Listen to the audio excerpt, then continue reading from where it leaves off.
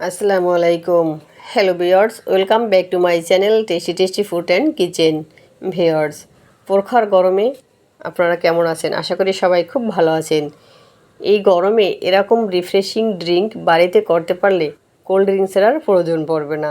তাই খুবই সহজ উপায় আর একদম ইজি অ্যাভেলেবেল উপকরণ দিয়ে আমি আপনাদেরকে তৈরি করে দেখাবো সামার ড্রিঙ্কস। আপনারা দেখছেন টেস্টি ফুড অ্যান্ড কিচেন। আজকের রেসিপি আইস গ্রিন ম্যাঙ্গো ড্রিঙ্কস। আশা করি ভিডিওটা আপনাদের খুব ভালো লাগবে। তবে এই জুসের জন্য আমি প্রথমেই সুগার সিরাপ তৈরি করে নেব। আমি গ্যাসের চুলায় একটি সসপ্যান বসিয়ে দিয়ে দিচ্ছি আর দিয়ে দিচ্ছি হাফ কাপ চিনি আর দিয়ে দিচ্ছি 1 কাপ পানি। আমি আগেই চুলা ধরিয়ে দিয়েছি, আপনারা চুলাটা পরে ধরিয়ে দেবেন, আমার মতো বোকামি করবেন না।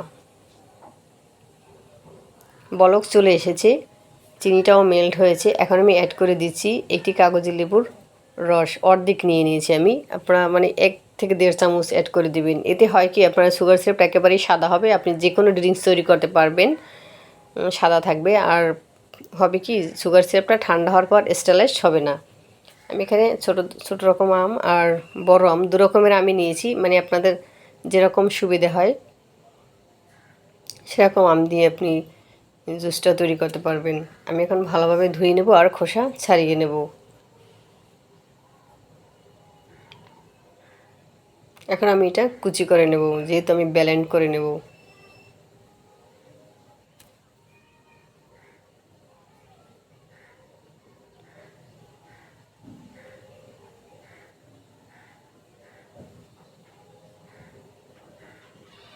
যারা সিদ্ধ করে নেন বা পোড়া দিয়ে নেন, তাদের আর এই সমস্ত ঝামেলা করতে হয় না। আমি চাই যে যাতে কাঁচা আমের ভিটামিনটা অক্ষুণ্ণ থাকে, গুণগত মান ঠিক থাকে, সেজন্য আমি এটা কাঁচাই জুসটা তৈরি করে দেখাবো। আমি এটা ব্লেন্ডারের জগ নিয়ে নিয়েছি, এতে নিয়ে নিচ্ছি 300 গ্রাম আম কুচি আর দিয়ে দিচ্ছি 1/3 কাপ ধনেপাতা কুচি। দিয়ে দিয়েছি 7-8টার মতো পুদিনা পাতা আর অ্যাড করে দেব ছোট্ট একটি কাঁচামরিচ। এটা ঝাল বুঝে শুনে দেবেন, যাতে ঝাল বেশি না হয় সেদিকে খেয়াল রাখবেন, কারণ জুস তৈরি করলে তো বাচ্চারাও খাবে। অ্যাড করে দিচ্ছি 1 কাপ পানি, দিয়ে দিচ্ছি 1 চা চামচ বিট লবণ। আমি চিনি বা সুগার সিরাপ যেটা, ওটা আপনারা পরে অ্যাড করবেন, কেন আমি সেটা বলে দিচ্ছি। এখন আমি ব্লেন্ড করে নিচ্ছি। এটা ব্লেন্ড করতে বেশি সময় লাগে না, আমি ব্লেন্ড করে নিয়েছি। এখন একটা ছাঁকনি বসিয়ে দিয়ে দিয়েছি, এখন আমি এটা ছেঁকে নিচ্ছি। জাস্ট আমি মিক্সারের পিউরিটা বের করে নেব, উপরের যে বাড়তি অংশটা এগুলো আমরা নেব না।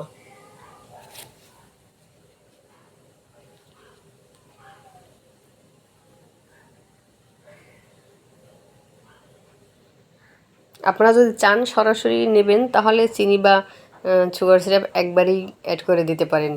যেহেতু আমি বাড়তি অংশটা ফেলে দেবো, সেজন্য আমি সুগার সিরাপ একসাথে অ্যাড করিনি। আর আমি চাই যে আপনাদের যাতে বাড়তি চিনিটা নষ্ট না হয়, সেজন্য আমি আগে অ্যাড করিনি। সেকে নেওয়া হয়েছে, আমি পিউরিটা একপাশে রেখে দিয়েছি। এখন একটু ডেকোরেশনের জন্য এখানে নিয়ে নিয়েছি 1 চা চামচ লাল মরিচের গুঁড়ো আর নিয়ে নিয়েছি 1 চিমটি লবণ। আমি 2টো গ্লাসে সার্ভ করব। আপনারা এরকম যতটা গ্লাসে সার্ভ করবেন, সবগুলো গ্লাসে পাবে নিয়ে নিতে পারেন। আর যদি ভালো না লাগে তাহলে স্কিপ করতে পারেন। চাইলে আপনারা লেবু কেটেও ডেকোরেশন করতে পারেন।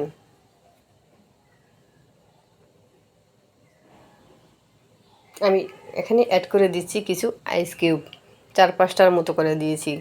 2টো গ্লাসই দিয়ে দিচ্ছি।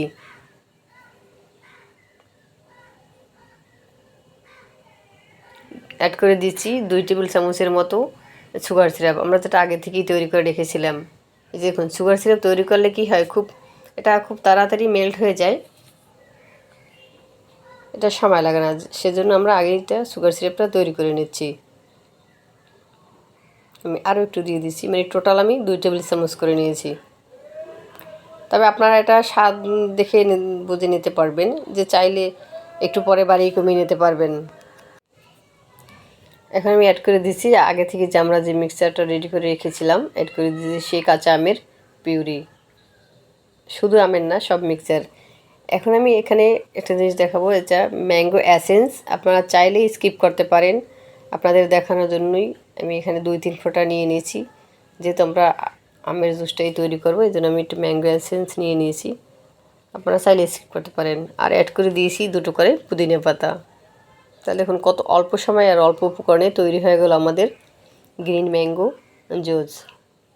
তা আপনারা চাইলে অবশ্যই বাসায় তৈরি করতে পারেন, যেহেতু গরমে এটা আপনি আপনার গরমের প্রশান্তি পাবেন, আর আপনি যে কাঁচা আমের যে ভিটামিন সেটাও পাবেন। তাহলে কাঁচা আম থাকতে থাকতেই আপনারা চাইলে যতদিন এটা খাওয়ার ইচ্ছা হয় খেতে পারেন। এটা তৈরি করা তো খুবই ইজি, দেখলেন তো।